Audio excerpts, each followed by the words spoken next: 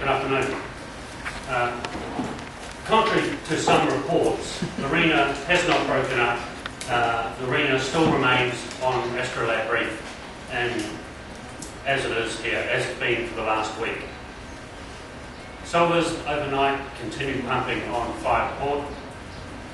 They managed at 1200 today to have 737 tonnes of oil removed from the vessel. At the moment they've stopped while they reposition the pump.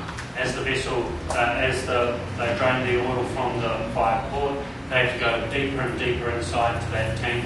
And what you'll notice is that there are baffles within the tank which they have to lift this 100 kilo pump over, put it into the next space, pump that out, move it into the next space, and so on until they get to the bottom. You'll recall that for that tank 5 Port, there was a total of 772 tonnes in there. So they're getting right down to the bottom of that particular tank. Yesterday and over the night, they worked on the settling tanks. Those are the ones, 212, 216 and 25 tonnes. Those tanks are inside the engine room, and firstly they connected up using the ship's pumps. So they had power from the generators that they have connected onto those pumps and started pumping using those systems.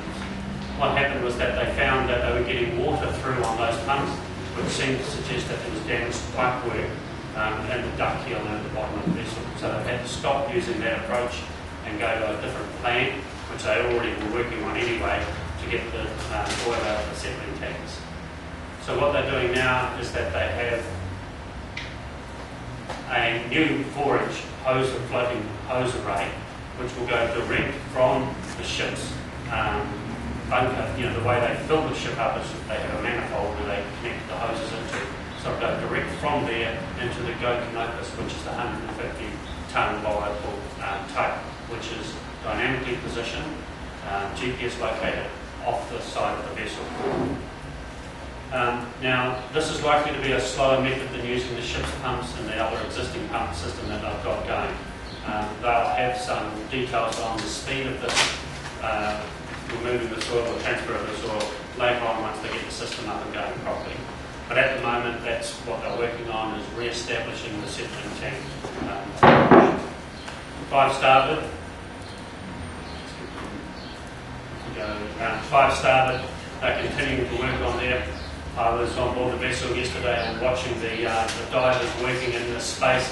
What they do is they put a compressed air hose in there to bubble it up to keep the oil away from where the divers working, while they, with water up to their necks, are hacksawing all the hoses and all the pipes away so that they can actually put this dam into it.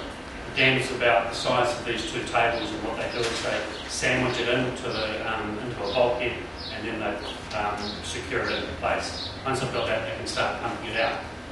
But one of the things the diver found when he was hacksawing these things away is that some parts of the ship's power system was still operating, so that as he was hacksawing through the power lines, they suddenly found that they needed to switch this off, which they managed to do quite quickly.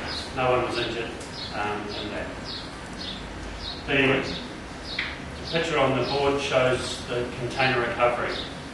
You'll have seen that this is a new vessel, the landing barge type vessel, which has come in to assist with the removal of debris and containers that are on shore.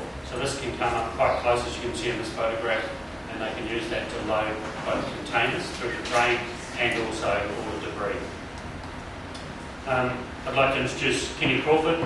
Kenny's going to take over from me for a while. I go on a break. So I'll now hand over to my colleague Nick Hood.